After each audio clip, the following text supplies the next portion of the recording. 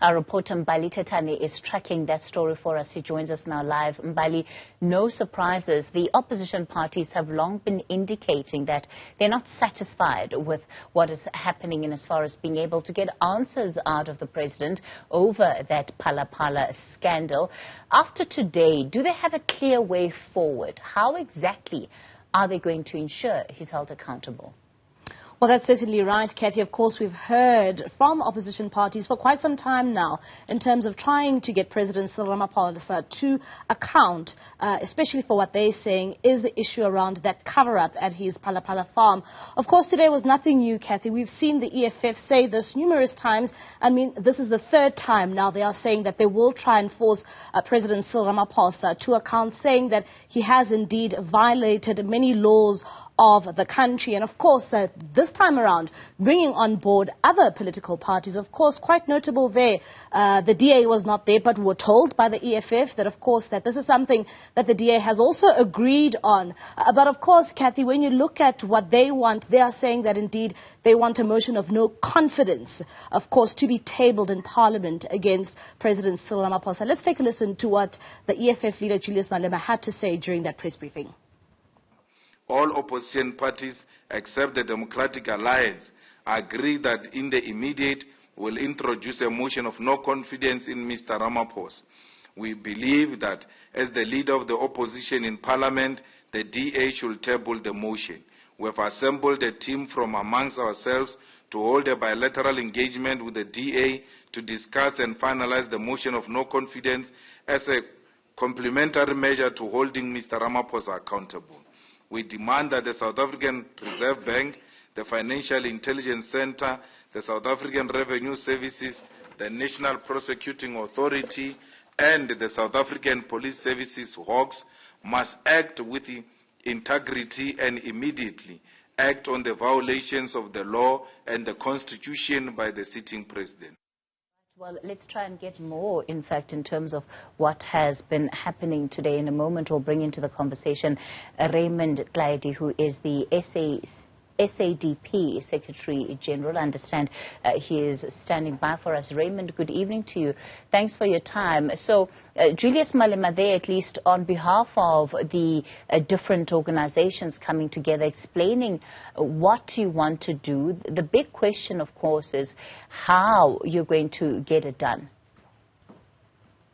Good evening, Kathy. Thank you very much for inviting us. And if I may correct, it's ACDP, Kathy. Thank you for that. African Christian Democratic Party. Yes, the question that we, of course, have been dealing with throughout our meetings was the strategy in terms of how are we going to make sure that the president of this country, President Ramaphosa, is held to account. And before I can even go into details, but the strategy was straightforward. It was that we had agreed as parties. We're going to take the route of the motion of no confidence. We're also going to consider the issue of establishing Section 89, as has been explained before, and also to make sure that we establish an ad hoc committee. Now, we believe that they must run concurrent. All of them have got a very important role to play in terms of putting pressure on the president to account. The motion of no confidence is very important because it is another weapon that must be used by Parliament. It is there for all parties in Parliament to be able to use that one. It doesn't even need, Kathy, somebody to commit 10 or 3 offenses and then we then consider it. Only one most important, and that is now the president has violated the constitution of this country, the constitution and also his oath of office.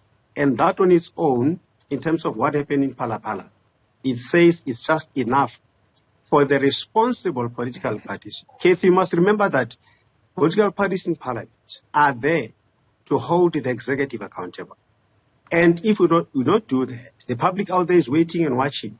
And the public is saying, what are these parties there for?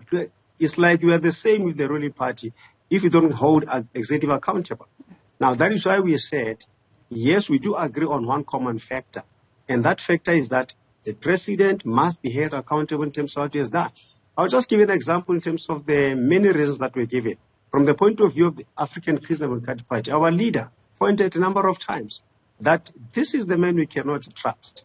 This is the man that promised in 2021 that South Africans will not be forced to even take a jab, okay? But suddenly he changed. He reneged from that immediately. And we're all, wondering what type of a leader is this one? How can he be trusted? Now, after that, he committed lots and lots of other errors up until Phala Phala. All right. So we are saying that is going to be our strategy. They are going to run threefold these processes, and we are going to make sure that each one of them is successful. Mbali, I want to bring you in here. Oftentimes, when we look at Parliament and how political parties go about doing their work there are moments where individual parties do want to take credit for certain advancements, whether it's bringing a motion before or even who gets credited with the establishment of this ad hoc committee. Did you get a sense from today's meeting that there is unity and consensus from these parties, because it's going to be crucial?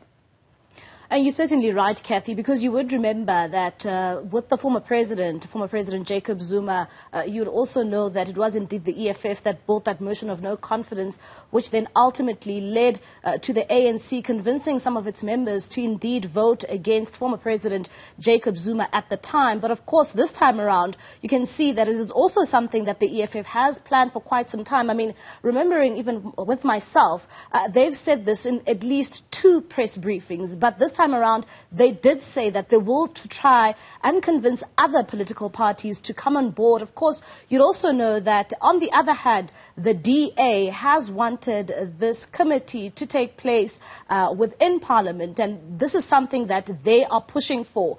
But while the EFF says that the DA is on board with some of the planned protests, but at the same time, they are still quite skeptical when it comes to the issues around a motion of no confidence. But you would know that in the game of politics, that political parties try to convince each other with time to vote with each other in Parliament. Of course, it also doesn't mean, Mbali, that these parties are going to be acting unanimously in terms of the various approaches they may try. Yes, there's a process in Parliament, but there are other processes outside Parliament, and one such party is the ATM. That's certainly right. And you'd also remember that when it comes to a motion of no confidence, the ATM did also, Kathy, last year try to have this motion of no confidence, but that was not successful. And on the other hand, the likes of the Freedom Front Plus, they have been quite absent.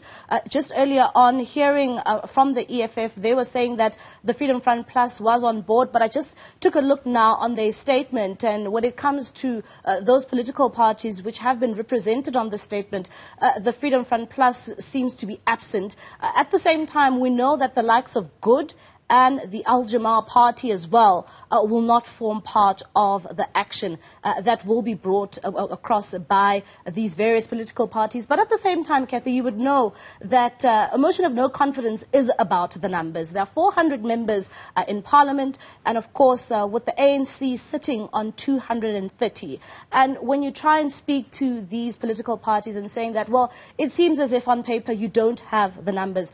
The EFF, Julius Malema, saying that, well, previously we didn't have the numbers, and we went back on numerous occasions until we were able to convince more political parties to come on board, and of course, indeed, then voting out or trying to vote out former President Jacob Zuma. But we'll see, Kathy, where this motion of no confidence, whether it will be successful or not, and whether these political parties will also be able to convince some in the ANC, because they will be pushing for a secret ballot.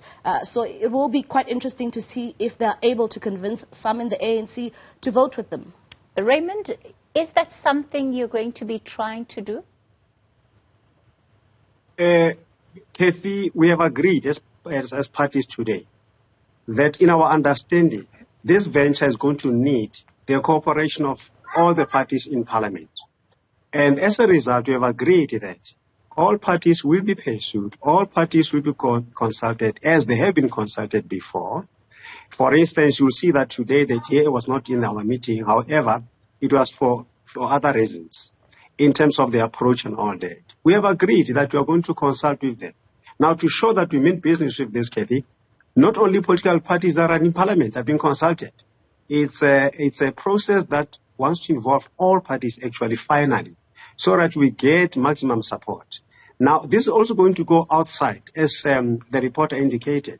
We are even trying to coerce all the civic society, all the other organizations. We know for a fact, Kathy, that everybody in South Africa today who loves this country is concerned about the lack of integrity that we've got in our leader as well as our executive. And therefore, people are not prepared to stay quiet anymore on this subject.